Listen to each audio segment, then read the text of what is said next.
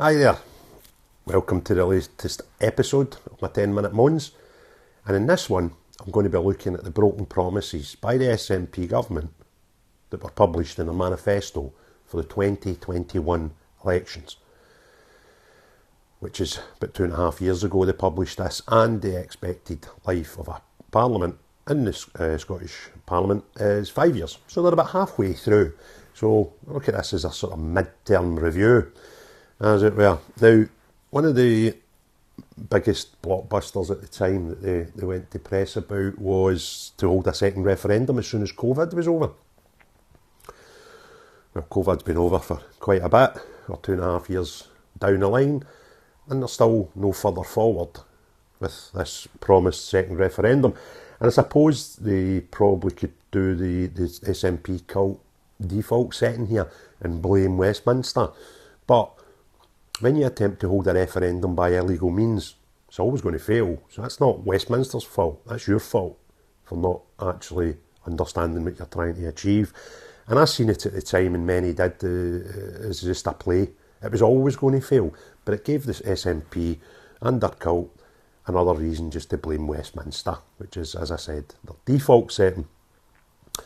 Another one of their headlines was to build 100,000 new homes, with 70% of those being social housing. Now in the summer of this year, the Scottish Government put out a report where they ranked this as a high risk of failure to achieve this target. The SNP Government, after 2 years into a 5-year promise, put out this warning, and it was shown, as I say, as a high risk of failure that they won't achieve it. So that's not me telling you, that's not any newspapers that could be termed as unionist newspapers. That's the Scottish Government telling you, so failed on that. They promised a freeze on income tax, on the bands and the amounts, and tomorrow, Tuesday, is the Scottish budget, and as it appears that there will be, in fact, a rise of the amount of tax on some bands, and potentially a band which would come down from a threshold of about 75,000 down, potentially down to about 58,000. So looks as if they'll be breaking both those promises in terms of income tax. They promised a national care service, which on paper sounded like a bad idea, which would basically centralise a lot of the non-NHS stuff, you know, like mental health and things like that, and centralise it in one body as opposed to being ran by regional NHSs. And so far, the only thing that's been done is writing papers about it and looking into how this would actually be set up. There's currently 170 civil servants working on this National Care Service project. Not delivering care, just looking at how they could actually set it up. And that's cost us about £10 million to employ 170 civil servants to just look at this proposal and try and work out how you'd actually work it, not actually go and provide it, just looking at how this could actually work. So basically what's happened, SNP have come up with this idea. Scottish Government have spent £10 million with civil servants in 2.5 years trying to figure out how you could implement it. And lo and behold, they're now suggesting that it'll be delayed. And it'll be delayed until at least the 2028-2029 financial year. These recommendations, these manifesto promises, were for a government that was meant to sit between 2021 and 2026.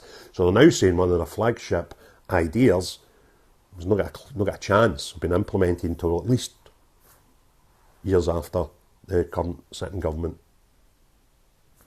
term is over. Fantastic. We've heard this a million times. Again, it was another manifesto promise where every child in school age was to receive a learning device, whether it be a laptop or iPad type device, and free internet access. Now, Shona Robinson, the deputy leader who will deliver tomorrow's budget, has already said that won't be happening in the next financial year due to financial constraints. So that means it won't happen in 2024, could potentially happen in 2025, which is 4 years in, taking it a wee bit close. So it looks as if you're going to fail in that manifesto promise as well.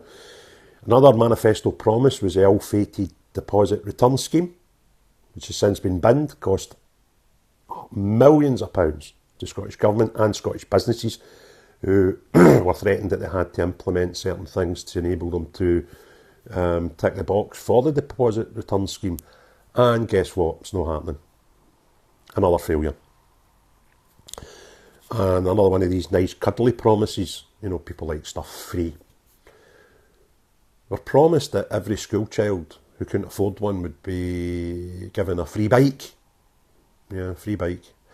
And so far, that programme, that scheme, has been taken up by less than 1% of the school-age population.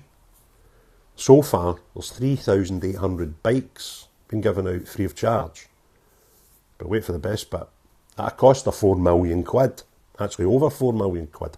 So it works out, each bike in this free scheme that 99% of the population aren't even either qualify for or have applied for, because only 1% of it have taken up the offer.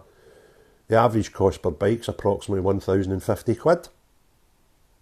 These people are insane. Absolutely, totally insane. Now that's probably 6 or 7 manifesto promises that I've looked at and highlighted. And that's the sort of bigger, most important ones. Possibly there'll be others. I don't know. I spent a bit of time looking into it. And I just picked out the ones that I felt were the sort of biggest headlines for the SNP. Every one of them failed. Some of them scrapped. Some of them having to get government warnings of high risk of failure. Some important ones like housing. These people are an absolute joke. I cannot think. There will be. Listen, I'm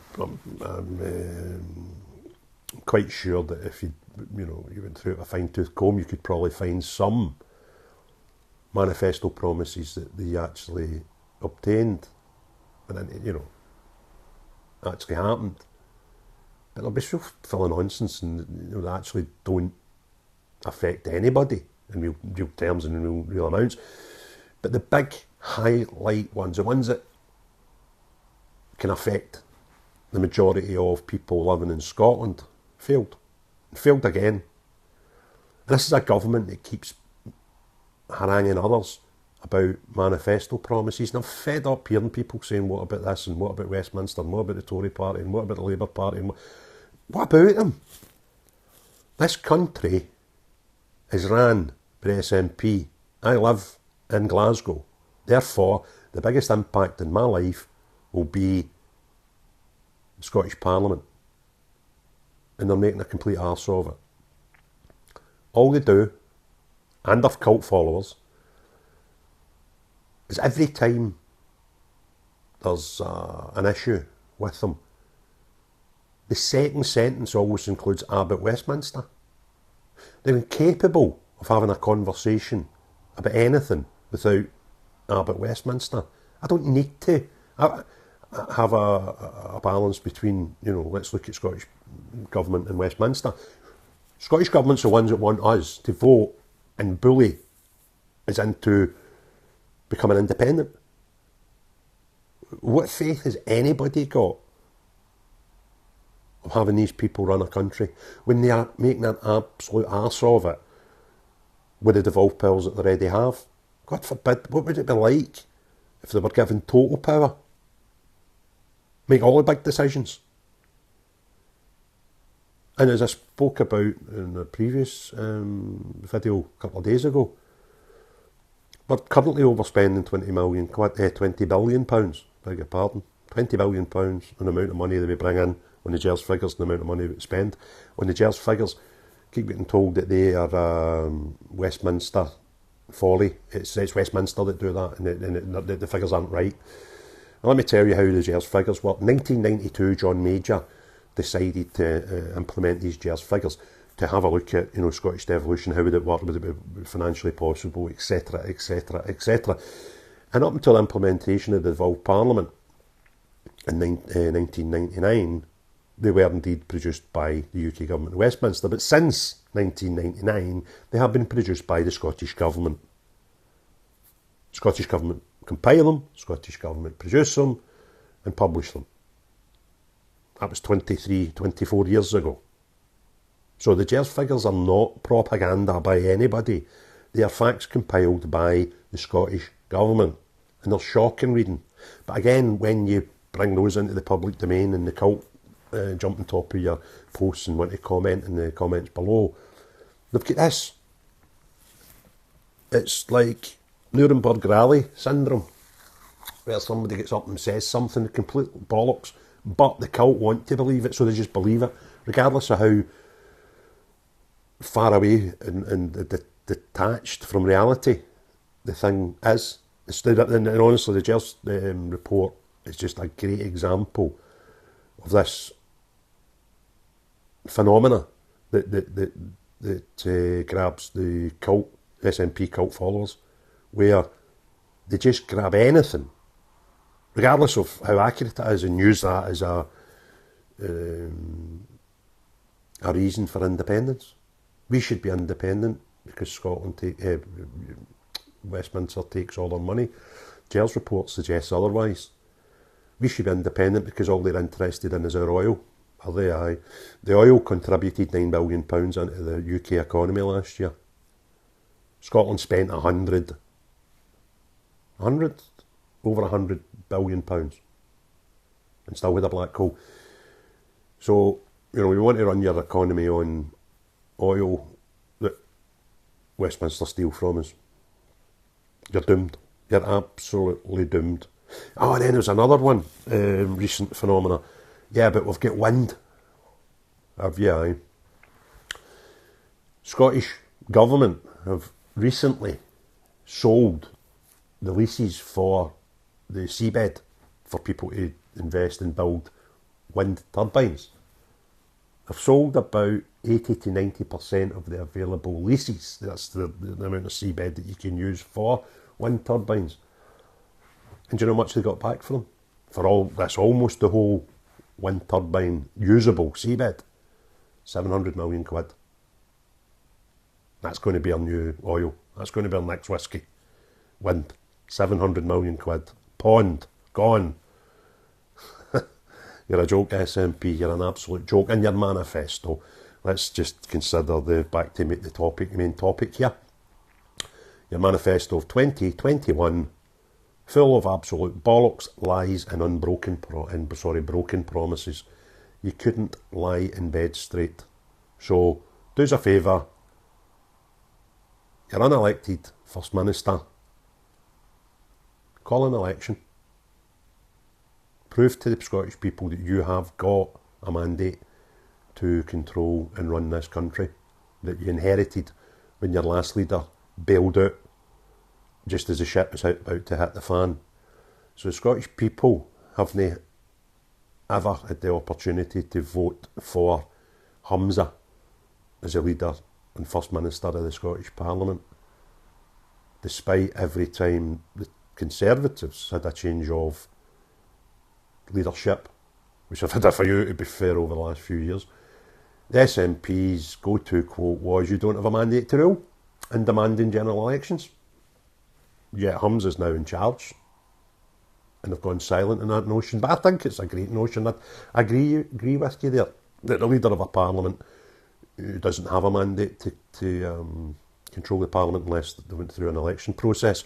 So yeah, you're right with that one, apart from when it's your own people that are called to task and put themselves up in front of the people of Scotland. Another thing that you keep telling us at every turn, that Scotland should have the power to decide what goes on in Scotland.